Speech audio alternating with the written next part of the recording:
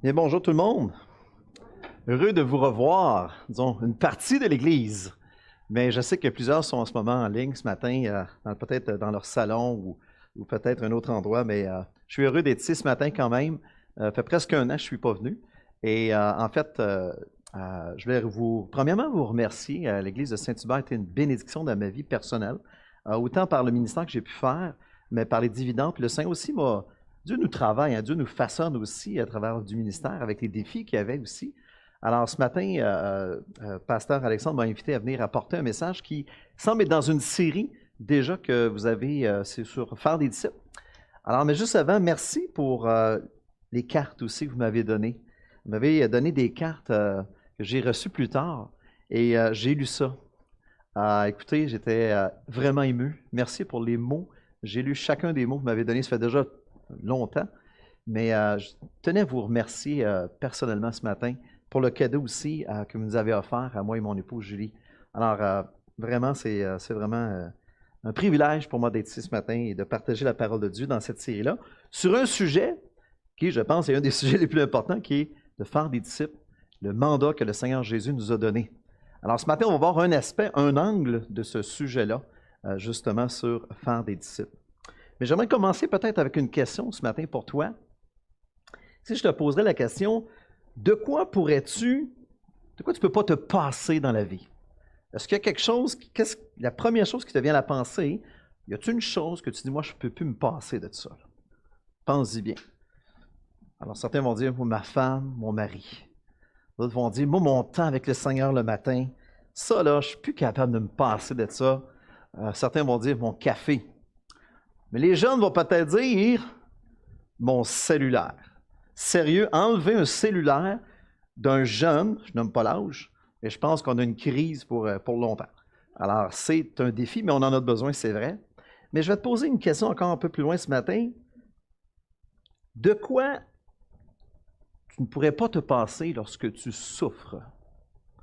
Lorsque tu souffres. De quoi tu ne pourrais pas te passer? Dans la dernière année, je pense que j'ai vu plus de souffrance dans ma vie que j'en ai vu dans plusieurs années. En fait, j'en ai vu beaucoup cette année. Entre autres, mon frère Stéphane, qui est pasteur à Joliette, qui est tombé en bas de la toiture en enlevant de la neige sur la toiture et qui s'est cassé littéralement une vertèbre dans le dos. Et j'étais le voir à l'hôpital à Montréal et écoutez, ne pouvait pas se passer de morphine. Jean-Pierre, je n'ai jamais souffert de ma vie comme ça. Et tu ne peux même pas t'imaginer la souffrance que je vis en ce moment. Il n'avait jamais été exposé à une souffrance aussi intense de sa vie. Et la morphine, pour lui, à ce moment-là, était quelque chose tout à fait d'essentiel dans ce qu'il vivait, dans cette douleur-là atroce. Mais ce matin, on va parler, c'est sûr, un peu de faire des disciples. On va parler de la souffrance qui est reliée au mandat de faire des disciples. Alors, ce n'est pas un sujet joyeux au départ, mais c'est un sujet qui est rempli de promesses. Et c'est ce qu'on va voir ce matin. Alors, j'aimerais vous présenter, en fait, vous dire ce matin que personne ici-bas sur terre ne peut se priver de la grâce de Dieu. Personne ne peut se priver de la grâce de Dieu. Toute l'Église de Jésus-Christ et toute Église locale ne peut se passer de la grâce de Dieu en Jésus-Christ. Particulièrement lorsqu'on cherche à faire des disciples.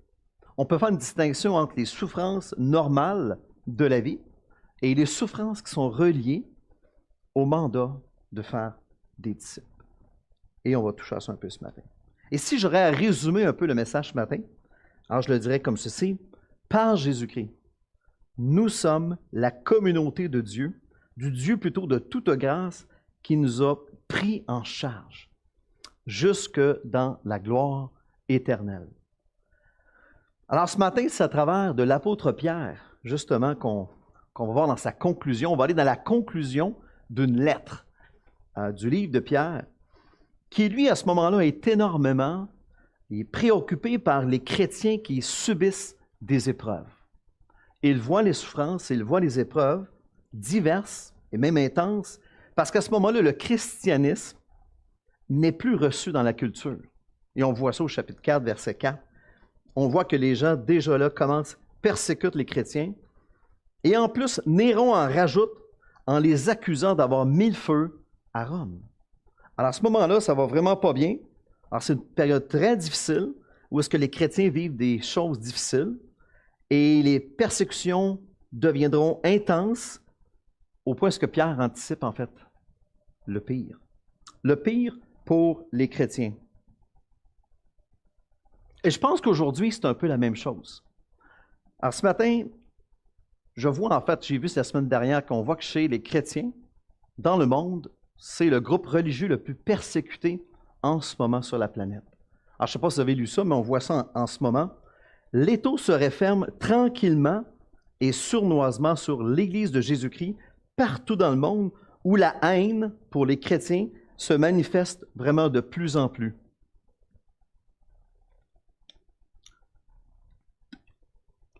Mais en plus, si je mets ça en parallèle, dans mon livre à moi, le drame, c'est quand quelque part, l'Église de Jésus-Christ s'endort aussi un peu. Malheureusement, heureusement, j'ai accès à beaucoup de statistiques. Et en ce moment, l'Église de Jésus-Christ, en fait, est dans une situation où est-ce qu'elle s'endort, où est-ce que la résilience, qui est la capacité de faire face à la souffrance, d'endurer la souffrance, de résister au choc et au traumatisme dans la société, mais autant dans l'Église, en ce moment diminue grandement. Où est-ce que c'est facile d'abandonner? Où est-ce que c'est facile de se fondre, sinon dans la société? Alors, on est devant quelque part, et des fois c'est dur de voir les réalités en face et de dire « Wow, on a des grands défis, mes amis. » L'Église de Jésus-Christ a réellement des grands défis pour l'avenir. Et vous savez, j'ai des garçons, j'ai 5 garçons, puis les gars ne sont pas fous. J'ai un de mes fils qui a commencé à travailler à l'école, il fait ses stages, il va être professeur bientôt, et il voit les réalités comme je n'avais jamais vu avec les enfants à l'école, puis il dit « Mais Père, ça n'a pas de bon sens. » Il se passe des choses dans la société, le bouleversement. Il y a un bouleversement dans la société. J'écoutais ce matin encore à Radio-Canada, les changements après COVID. Ça change énormément. Et pas nécessairement pour le mieux, dans plusieurs cas. Mais Dieu n'a pas dit son dernier mot. Dieu n'a pas dit son dernier mot. Et ce matin, j'espère que ça va être encourageant. Parce que même si on regarde en face les réalités, et on peut regarder à Christ et dire « Wow, il y a réellement un espoir.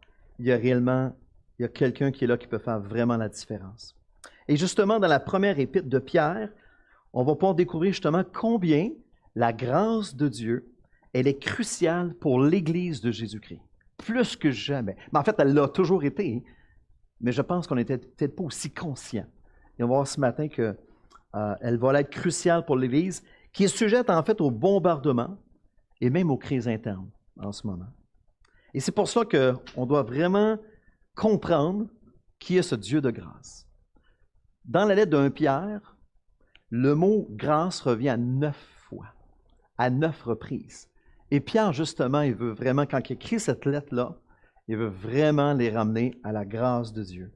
Et c'est important. Alors, c'est pour ça que ce matin, on va parler de la grâce dont on ne peut pas se passer.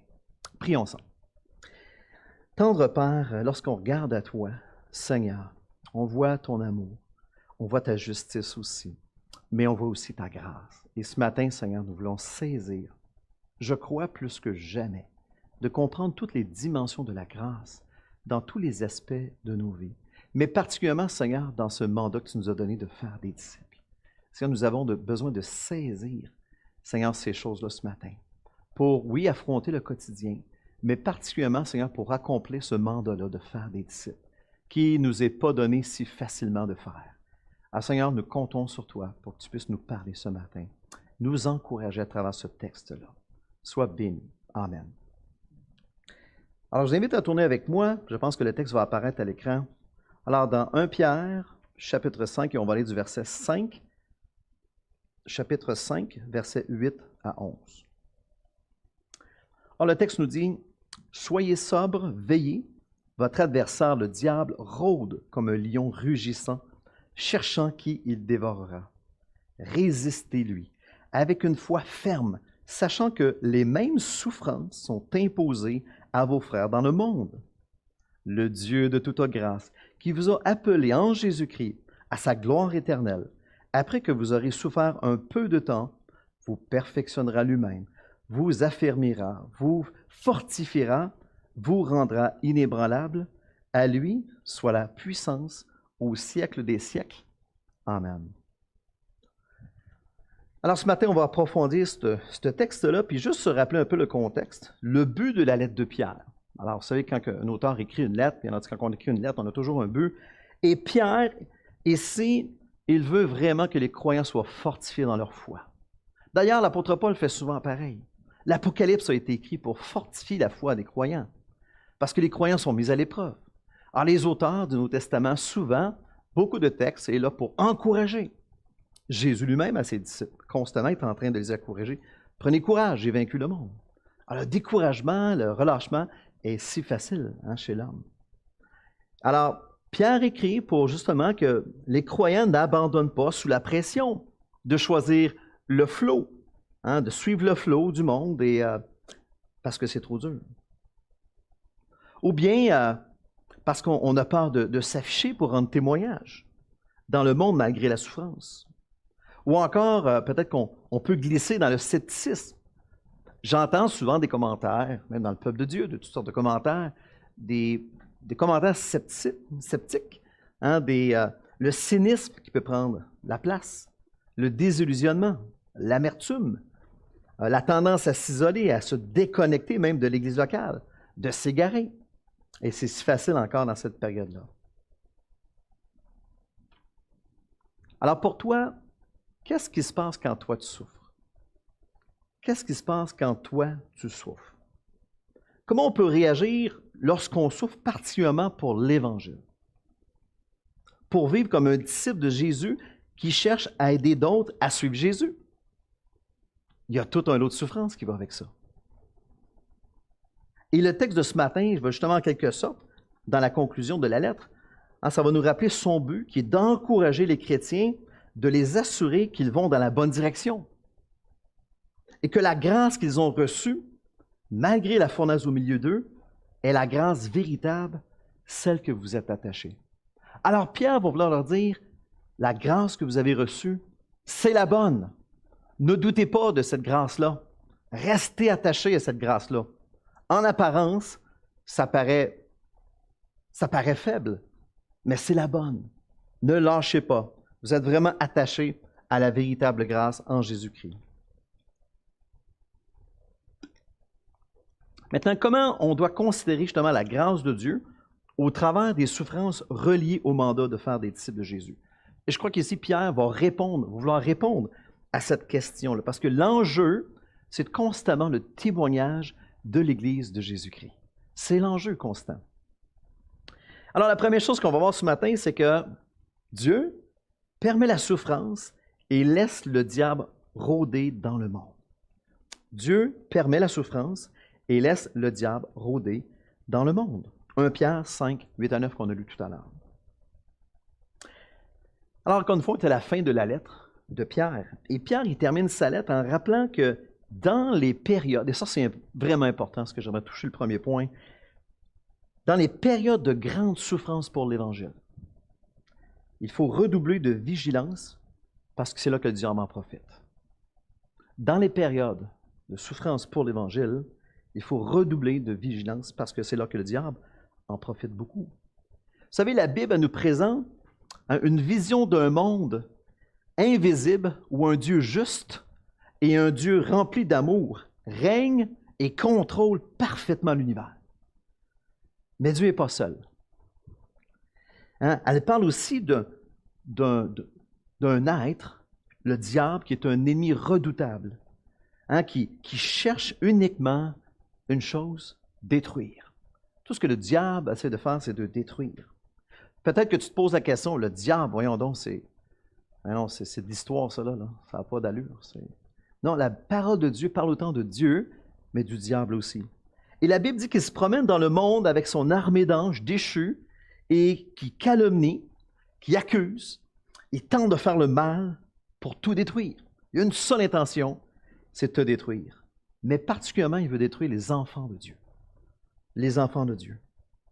Et ici, Pierre avertit l'Église de se méfier du diable. De se méfier du diable en demeurant sobre et vigilant. Mais particulièrement lorsqu'on souffre ou est-ce qu'on subit des persécutions, parce que c'est là qu'on est le plus vulnérable. Oui, il y a des souffrances dans le monde. On peut souffrir des problèmes de santé, des problèmes au travail, un patron. Mais lorsqu'on souffre pour l'Évangile, à cause de Christ, à cause qu'on est chrétien, à cause qu'on a proclamé Christ, on peut devenir très, très vulnérable dans ces périodes-là. C'est à cause de l'Évangile. C'est une souffrance injuste. On fait le bien et on reçoit des roches. Mais c'est tout à fait impossible, c'est tout à fait anormal de souffrir pour le bien. C'est le thème de 1 Pierre. Vaut mieux souffrir pour le bien. Mais c'est injuste, soyons Seigneur, ça n'a pas d'allure. Et cette souffrance-là, elle est particulière. J'ai 2 garçons qui ont commencé à travailler dans une usine l'été passé. Une usine, j'ai déjà travaillé dans les usines, c'est pas facile. Je me souviens. Le contexte, l'usine, c'est wow. Et les gars ont voulu connecter avec, c'est tout du monde plus âgé qu'eux. Eux, étaient les jeunes étudiants. Hein. Et ils ont voulu connecter avec ces gens-là. Il y avait un désir vraiment de briller, de donner un bon témoignage. Et un désir de parler du Seigneur. Et c'est ce qu'ils ont fait. Quelques occasions, dans le camion, quand elle a livré des fois de la marchandise. L'usine, c'était plus difficile, mais dans les pauses. Et ils ont eu des belles occasions, mais ils ont eu aussi des belles persécutions. Et un de mes garçons, j'ai littéralement vu l'ennemi s'acharner sur lui. Il voulait témoigner, mais à un moment donné, c'est venu l'atteindre. Et j'ai commencé à le voir plier les genoux. On a commencé à prier. Et wow, c'était rough. De voir son fils se faire massacrer par des gens dans une usine, j'ai trouvé ça rough. Un jeune homme de 20 ans. Alors j'ai dit, mon fils, il faut qu'on se mette à genoux.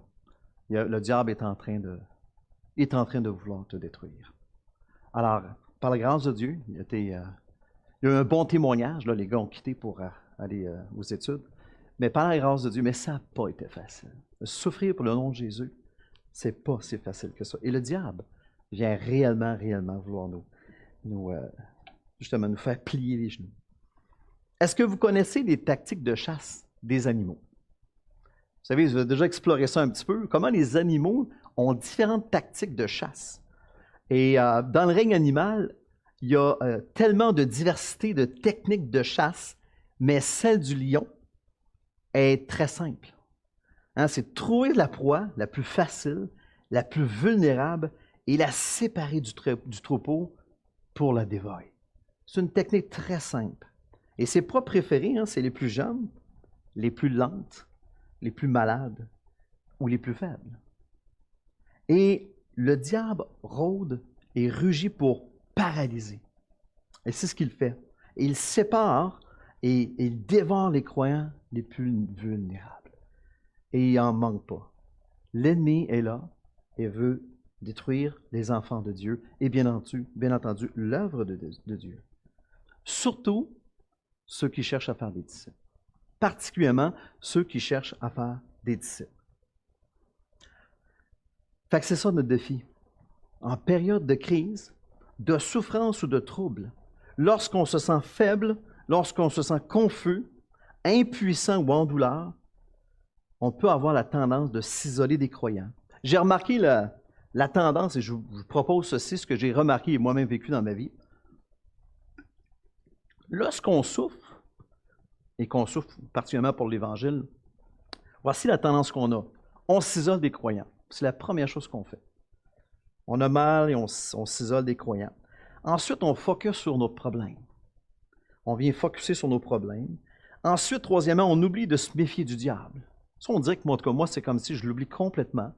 On oublie qu'il y a un combat spirituel et que le diable est là pour justement nous détruire. Il nous emmène toutes sortes, nous envoie des flèches. Et finalement, on arrête de compter sur la grâce de Dieu. Souvent, c'est le mouvement. Et quand j'ai écrit ce message-là, je me suis dit exactement, et je me rappelle des occasions de grande souffrance, qu'exactement ce que j'ai vécu. Ça a été ma tendance. M'isoler, regarder mon problème, oublier que l'ennemi essaie de m'avoir, puis oublier de compter sur la grâce de Dieu. Et là, j'ai dépéri. Et des fois, Dieu a fait des renversements. Je me souviens, lorsqu'une situation pour l'Évangile, à ma graduation, je me suis converti, j'étais jeune au cégep, et lorsque j'ai gradué, je ne m'étais pas préparé à être persécuté à ma soirée de remise de diplôme. Jamais je m'étais préparé à ça. Et j'étais assis au fond de la salle, et lorsqu'on m'a invité en avant, on m'a dit Jean-Pierre Gagné, on présentait les étudiants, et moi, on m'a varlopé. Le chrétien, on s'est moqué de moi. Je ne m'étais pas préparé à ça, au gala du cégep. Et je m'en souviens, la salle, là, il n'y a plus personne qui parlait. Je me suis levé debout, puis c'est comme si j'étais comme estomac, j'étais assommé. Et je suis venu en avant, j'ai pris mon diplôme, mais j'étais assommé. Je ne m'étais pas préparé à ça du tout. Et je suis retourné m'asseoir, je me suis assis, puis j'étais comme déconnecté. J'ai dit, Dieu, je ne comprends plus rien. Je ne m'attendais pas à ça. Mes amis, mes chums d'école, me faire planter comme ça. Et je trouve ça injuste. Et là, puis là, je parlais au Seigneur, puis tout le monde m'a regardé, se sentait mal. Il y en a qui se sentaient mal. Mais finalement, à la fin de la soirée, plusieurs sont venus me voir. JP, je ne suis pas d'accord avec ce qu'ils ont fait. Et j'ai eu l'occasion d'écrire dans chacun des albums des gars, des mots. J'avais écrit Jean 3,16. Je vais aller le lire, JP, dans la Bible. Alors, Dieu retournait ça à sa gloire. Mais je ne m'étais pas préparé à ça. Mais le Seigneur est intervenu. Écoutez, souffrir pour le nom de l'Évangile, il faut être prêt à ça. L'ennemi lui rôde. Et l'ennemi ne va pas manquer de shot. Il va s'essayer constamment. Donc, il est possible que toi aussi, tu sois surpris justement des souffrances, justement pour le nom de Jésus-Christ. Et ça t'amène des fois même à douter depuis quelque temps de la grâce de Dieu dans ta vie personnelle ou dans la vie même de l'Église. Possible que la confusion, le découragement ait envahi ton cœur. Je suis à Longueuil en ce moment, je m'occupe de l'évangélisation et tout ça, puis écoutez, je pense qu'on n'a pas vu de conversion depuis des mois. C'était à Longueuil dans la dernière année. Dans la pandémie, la souffrance, les situations, il y a des gens qui cognent à la porte, c'est comme, ben, voyons donc. Alors, Dieu donne des occasions. On peut penser qu'une situation peut être bloquante pour l'Évangile, puis Dieu fait l'inverse. Il ouvre des portes. Et il y a des gens qui se convertissent, soit en ligne ou soit qui sont venus à l'Église. Alors, Dieu est à l'œuvre. On refuse le découragement. On refuse le découragement. Donc, c'est quoi la réponse maintenant de l'Évangile au travers des écrits de Pierre dans ce texte-là, face aux doutes créés dans la souffrance pour le nom de Christ? Qu'est-ce qui va nous permettre réellement de persévérer dans la foi au travers des crises de la souffrance? Alors, la première chose qu'on vient de voir, c'est une mise en garde. Le diable rôde, c'est normal. Soyons prêts, soyons vigilants et sobres. Deuxième vérité qu'on va voir ce matin, c'est que Dieu s'est engagé envers nous. Donc, Pierre termine ici sa lettre avec un encouragement incroyable pour l'Église de Jésus-Christ. Et il va commencer, il va dire ceci, le Dieu de toute grâce. Une expression qui est unique. Le Dieu de toute grâce. Pierre rappelle ici l'attribut essentiel de Dieu. Les chrétiens ont besoin de réentendre. Hey, arrêtez là. Le Dieu de toute grâce. Le Dieu, l'auteur de toute grâce. Le Dieu qui est la source de la grâce. Le Dieu de qui proviennent toutes les bontés, les délivrances, les dons et toutes les bénédictions qui viennent faire le contrepoids dans nos vies. Le contrepoids dans nos vies. J'étais inspecteur en bâtiment. Je ne me souviens pas si vous le saviez, mais quand j'étais inspecteur, les 4 dernières années, alors je faisais l'inspection d'ascenseur, de la période de levage. Et vous savez, dans ce domaine-là, le principe de base est très facile. Il y a une cabine qui pèse 3000 livres, et de l'autre côté, pour faire monter cette cabine-là et la faire descendre, on appelle ça un ascenseur à câble, on utilise le principe du contrepoids. Alors, un poids, c'est de l'acier qui monte et qui descend sur des rails. Et ce matin, je veux juste prendre cette illustration-là, que face à la souffrance, nous-mêmes, on ne peut rien. On n'est pas capable. Le moteur qui est en haut sur le toit, qui fait monter la cabine ou descendre, lui, il ne travaille presque pas. Lui, il fait juste, en fait, tourner juste un peu, puis c'est le poids du contrepoids et de la cabine qui s'équilibre. Et dans la vie chrétienne, face à la souffrance, c'est exactement la même chose. La grâce de Dieu vient faire le contrepoids, même je dirais miraculeusement, le contrepoids aux souffrances qu'encourt notre désir de faire des disciples. N'essayez pas par vous-même de traverser ces souffrances-là par vous-même. C'est un échec. Les souffrances par l'Évangile sont trop dures. Et la seule chose, c'est réellement le contrepoids de la grâce de Dieu. Et ce n'est pas explicable. C'est un miracle. Avez-vous lu déjà des histoires de missionnaires d'évangélistes qui ont souffert pour l'Évangile, qui ont été des martyrs. Je me suis toujours dit, mais c'est impossible. Je ne pourrais jamais traverser ça. Exactement. C'est exactement ça. La bonne nouvelle, c'est qu'on n'est pas capable.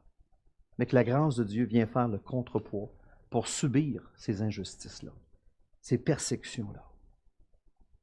Une définition intéressante que j'ai trouvée sur la grâce de Dieu, et j'aimerais vous la lire, je pense qu'on va la voir à l'écran. La grâce, c'est la bonté miséricordieuse avec laquelle Dieu, exerçant sa sainte influence sur les âmes, les tourne vers Christ, garde, fortifie et amplifie la foi chrétienne dans leur connaissance et l'affliction et allume dans ses âmes les vertus chrétiennes. La grâce de Dieu, c'est tout ça. C'est ce que lui fait, ce que lui est capable de faire à travers nos vies. Quelqu'un dit ceci aussi, Dieu ne nous doit absolument rien, mais il nous donne tout. Ça, c'est la grâce de Dieu. Dieu donne tout. Et on l'a chanté ce matin. À travers les chants, c'est exactement cette vérité-là. De l'entendre, de la comprendre et de la vivre. C'est trois choses. C'est réellement trois choses. Et c'est vraiment dans l'affliction. C'est vraiment quand tu es sur le terrain et que tu goûtes à la souffrance et que tu cries à Dieu, des toiles d'araignée qui se font miraculeusement, des interventions, des guérisons qui se font. Il y a juste Dieu qui peut faire ça. Seulement Dieu peut venir faire ça. Mon frère et sœur, le Dieu de toute grâce fait largement le contrepoids dans nos vies au moment des souffrances pour son nom. Et c'est vrai. Et il le fait et il va le faire encore.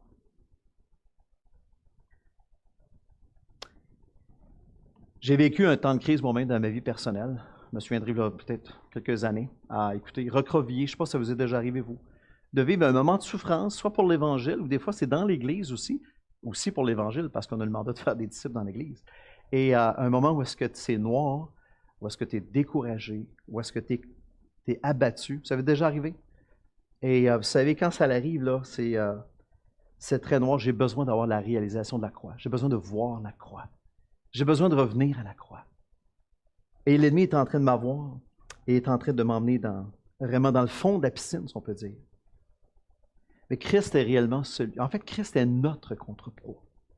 Et dans ces moments-là de crise qui ont duré peut-être 2 mois, j'avais réellement besoin de vivre ce temps-là et de rencontrer Christ parce que lui a porté en fait mes souffrances.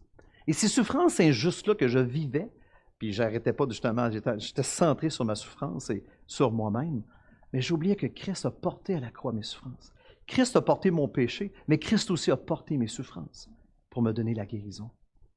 Christ est ton contrepoids. Christ est ton contrepoids.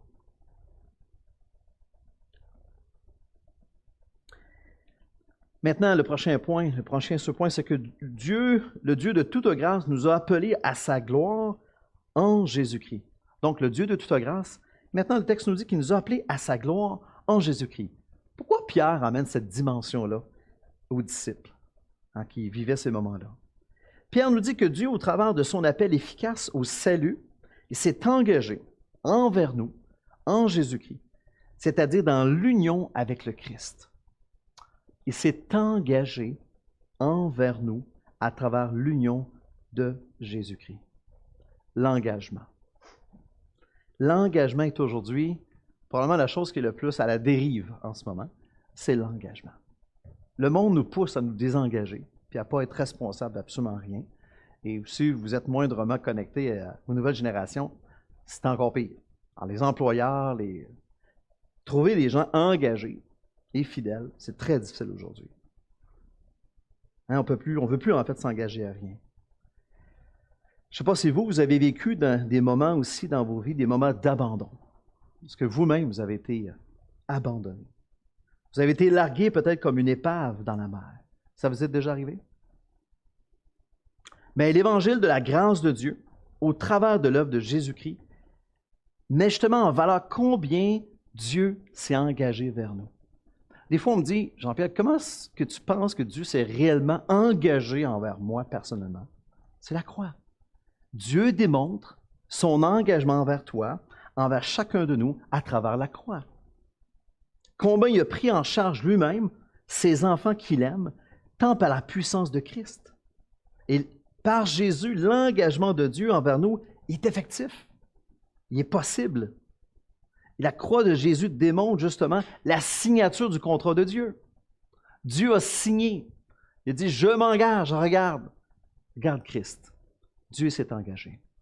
Jamais tu ne pourras douter de l'engagement de Dieu à ton égard. Mais pourquoi il s'est engagé? À quoi il s'est engagé, Dieu? La parole de Dieu dit que Dieu, à travers Christ, s'est engagé à déchirer l'acte de punition qui était contre nous, contre chacun de nous.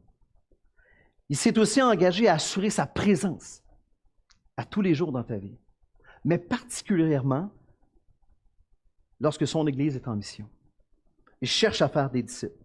Si vous connaissez le texte de Matthieu 28, ce texte-là, je crois clairement, nous montre que Jésus promet sa présence, il la promet avant, mais particulièrement dans Matthieu 28, c'est quand vous êtes en mission, quand vous êtes en train de chercher à faire des disciples, je vais être vraiment avec vous. De manière particulière. Mon autorité va être là. Ma présence va être là. Lorsque vous êtes en train de faire des disciples de toutes les nations. Dieu s'est engagé envers nous. Mais le but ultime, et c'est ce que le texte nous pointe maintenant, le but ultime est de prendre part à sa gloire éternelle.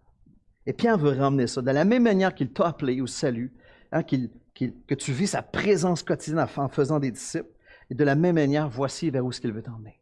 Dieu s'est engagé, il s'engage et il s'engagera. Et c'est ce que le texte dit. Jamais il va nous manquer. Il veut qu'on prenne part à sa gloire éternelle. Son objectif il est clair, et c'est la fin du verset 10 qui nous l'apprend. Non seulement Dieu veut sauver l'homme de la mort, mais il veut réellement nous emmener à la gloire, dans la communion avec Christ éternellement. C'est ce que la parole de Dieu nous dit. Et c'est ce que Pierre veut souligner. Participer à la gloire de Dieu et dans tout ce qui s'y rattache. Les chrétiens avaient besoin de réentendre. Les chrétiens avaient besoin de réentendre l'espérance. Le royaume à venir, les couronnes, le règne, les trônes, l'héritage, une vision complète de Christ, la pureté, fini la bataille contre le péché.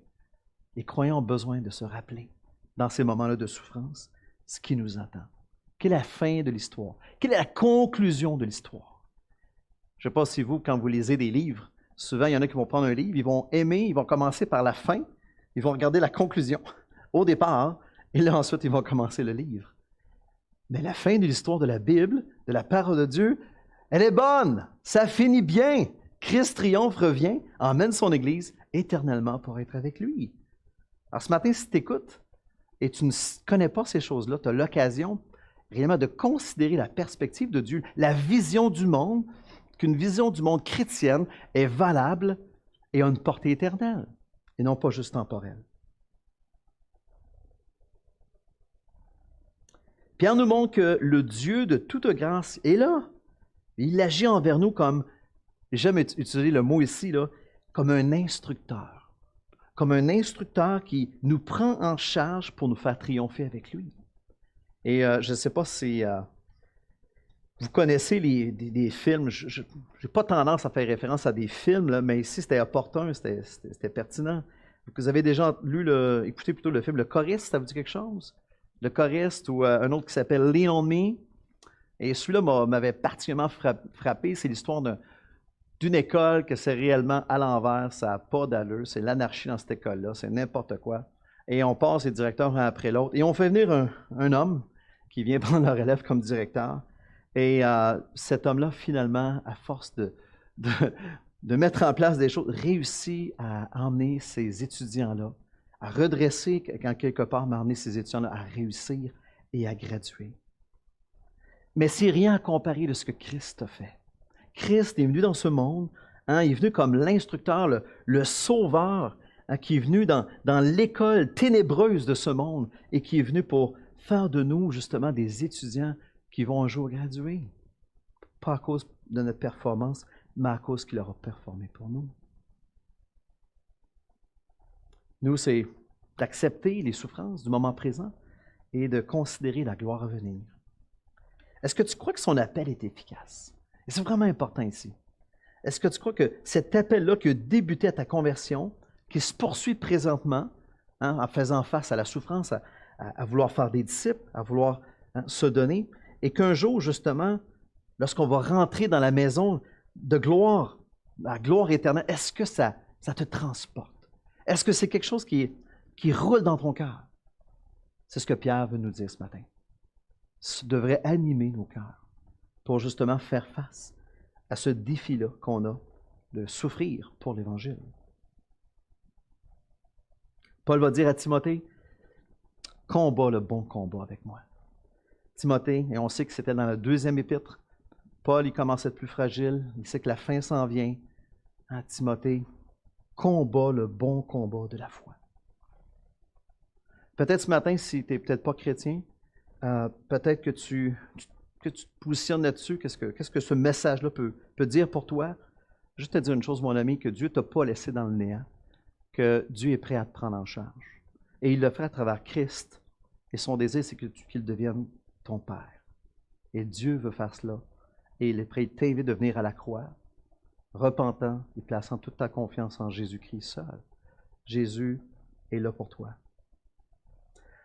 Finalement, on avance dans le texte ce matin pour découvrir comment Dieu a pris en charge nos vies pour nous aider maintenant à tenir debout jusqu'au bout. Alors, on va regarder le dernier morceau du texte. Alors, je vous propose ceci. Sa prise en charge se manifeste par l'expression de sa grâce à tous les jours. Et là, on va aller dans un petit peu plus concret en terminant, dans les expressions qu'on va lire. Alors, Pierre dira, en terminant, il a presque fini sa lettre et il dit ceci, « Après avoir souffert un peu de temps, après avoir souffert un peu de temps. » Et Pierre rappelle ici que ce sont des souffrances temporaires. Ce sont des souffrances non éternelles. Et si nous sommes des disciples de Jésus, ça signifie qu'on oriente nos vies intentionnellement vers les autres, comme Jésus. De souffrir, c'est juste le fait de dire « Je vis non plus pour moi-même, mais pour Christ. » Je tourne ma vie vers les autres, juste là. Ça veut dire qu'on travaille à leur bien, plus nécessairement juste au mien. L'amour sacrificiel pour les autres est le cœur de la vie du disciple. Puis on vise à servir les autres afin de former d'autres disciples en les aidant à suivre Christ. Et c'est ça, faire des disciples, constamment en train de faire ça. Pourquoi? Parce que le Fils de l'homme, il est venu non pour être servi, mais pour servir et donner sa vie en rançon pour beaucoup. Notre motivation à nous, c'est Christ. Pour un peu de temps. Pour un peu de temps avant la gloire. Et ici, il nous promet d'agir. Ce qui m'encourage dans ce texte-là, c'est celui qui nous a pris en charge. Il donne des promesses. Il donne des promesses. Et dans cette dernière partie-là, Pierre va dire à son Église qui est persécutée que Dieu nous promet d'agir en nous accordant sa grâce jour après jour, en nous perfectionnant, en nous affermissant, en nous fortifiant et en nous rendant inébranlables. Dieu promet d'agir. Il dit ici qu'il va nous perfectionner. Alors, perfectionner. Est-ce que vous connaissez la petite comptine de Humpty Dumpty? Ça vous dit quelque chose?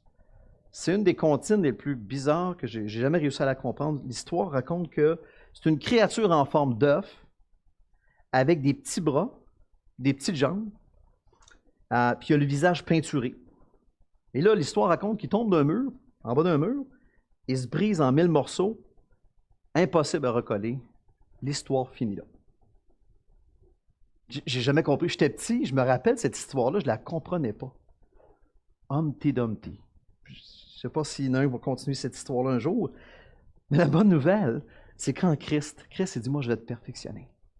Je vais te perfectionner. Le mot veut dire, je vais rénover. Je vais te rétablir. Oui, c'est vrai, tu vas en manger des coups, mais je vais te rétablir. Je vais te former. Je vais te restaurer comme un navire de guerre qui est allé au combat et qui revient au port, qui a combattu et qui a besoin de rénovation. Je vais faire ça pour toi.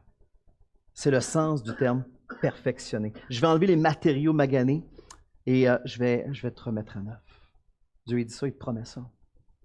Tu veux faire des disciples? Dieu dit, je vais te perfectionner. Je m'engage à ça. Je t'ai pris en charge et je m'engage à ça. Dieu promet aussi d'agir. Il nous affermira. Affermira. Vous savez, plusieurs parents, moi, je finis la phase ado, jeune adulte chez nous. Et des fois, je vais parler pour moi, on est un peu découragé. Des fois, de la mollasse de nos ados. La mollasse, c'est ce qui ne savent pas quoi faire. Et ils me disaient souvent, comment ça va? Ben, c'était, bof. OK. Je sais pas. Tu sais, ça me dérange pas. Ouais. Je suis obligé. Je pourrais continuer. Il y a une espèce de dictionnaire d'ados, de phrases, de réponses. Mais tu sais, pas sûr des réponses, là, tu sais. Manque de conviction, là, tu sais. Il me semble que tu vas avoir un oui ou un non, tu sais. Et c'est le désir des parents d'emmener nos enfants à ce qu'ils soient, en tout cas, c'était le mien, j'espère que c'est la même chose pour vous, mais les rendre fermes, les rendre solides. Moi, je dis à mes gars, j'ai 5 garçons, je dis, moi, les gars, pas faire de vous autres des guenilles, faire de vous des hommes de Dieu. Alors, ça, c'est ma petite expression, ils savent ce que ça veut dire dans mon langage, mais je suis là pour les aider à s'affermir, pas demeurer, c'est ça, un mollusque. Donc, de donner de la vigueur à un corps mollasse. Et c'est exactement l'idée ici. Dieu dit, moi, je vais t'affermir. Moi, je vais te donner des convictions. Moi, je vais t'établir. Moi, je vais te rendre comme un arbre qui est planté près d'un courant d'eau. Vous connaissez ça? Dans Colossiens 2, verset 6, enraciné, fondé en lui. C'est ce que moi, je vais faire. C'est tough faire des disciples. Je te promets ma présence, je me suis engagé envers toi à travers Christ. Je vais t'emmener là-bas. Puis voici ce que je m'engage présentement. C'est tough, hein, c'est pas facile, mais voici ce que je vais faire. Moi, je vais t'affermir. Troisièmement, il dit, je promets de te fortifier. Il nous fortifiera. Il y a le sens de rendre fort, de donner du muscle, de nous donner toute la puissance dont on a besoin. Et c'est incroyable ce que l'on peut obtenir par la grâce de Dieu. Une force surhumaine à faire face à des épreuves difficiles. Et cette force divine nous vient lorsqu'on est participant actif de l'œuvre de Dieu. Et ici, je fais un petit... C'est pas lorsqu'on est dans notre lazy boy en train de zapper que Dieu nous fortifie. Ce qu'il est en train de dire, c'est lorsque tu es en train de faire des disciples. C'est là que ma puissance va s'effectuer particulièrement. Je réitère, c'est là, c'est sur le terrain. Quand tu es au front, quand les balles sifflent partout, quand tu es dans les tranchées, je vais te rendre fort, je vais te fortifier. Et finalement, Dieu dit ceci, Dieu promet, il va nous rendre inébranlables. Inébranlables. Littéralement, on ne pourra plus vous faire tomber. On ne pourra plus vous faire tomber. L'idée ici, c'est d'être résolu. Encore une fois, d'être ferme dans des projets, déterminé, d'être hardi. C'est le sens du terme.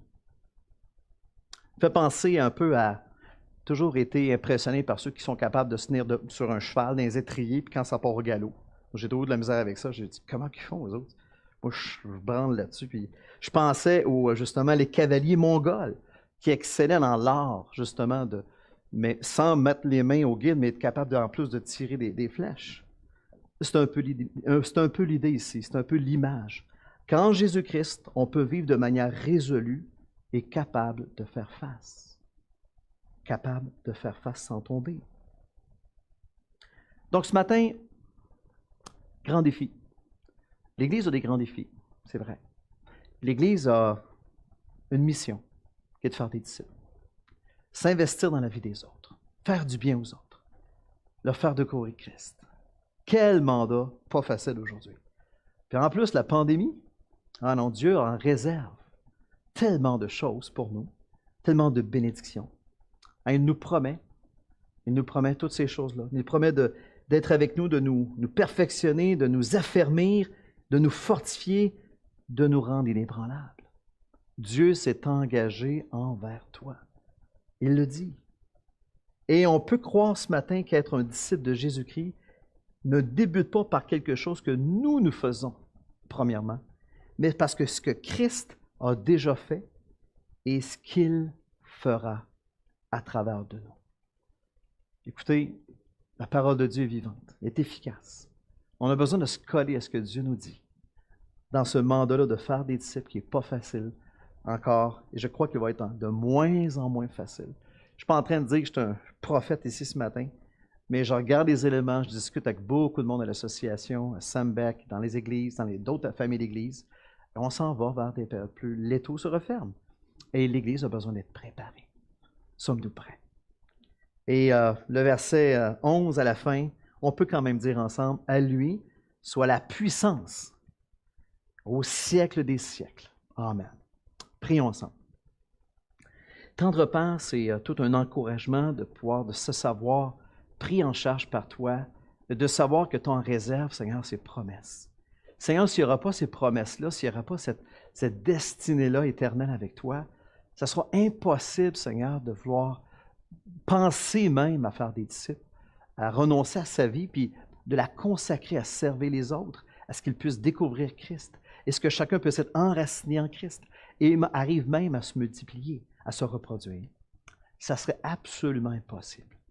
Seigneur, merci ce matin de nous rappeler, Seigneur, qu'à travers la grâce, le Dieu de toute grâce, que nous sommes en bonne posture, en bonne position, Seigneur, avec toi, comme Église, comme individu, comme famille, Seigneur, pour obéir et apporter l'Évangile à ceux, Seigneur, qui en ce moment souffrent, comme je n'ai pas vu dans ma vie, Seigneur, beaucoup de souffrance autour de nous. Donne à ton Église, Seigneur Jésus, de saisir les occasions, d'être là, de briller pour toi, Seigneur, mais particulièrement de faire face justement au moment où la persécution va venir, des moments où on va se faire ridiculiser, on va rire de nous publiquement. Seigneur Jésus, ce n'est pas facile et on a besoin de ta grâce. Donne-nous d'être fermes, Seigneur Jésus, pour glorifier ton nom et faire connaître ton nom partout ici dans la Rive-Sud. Sois béni et honoré. Amen.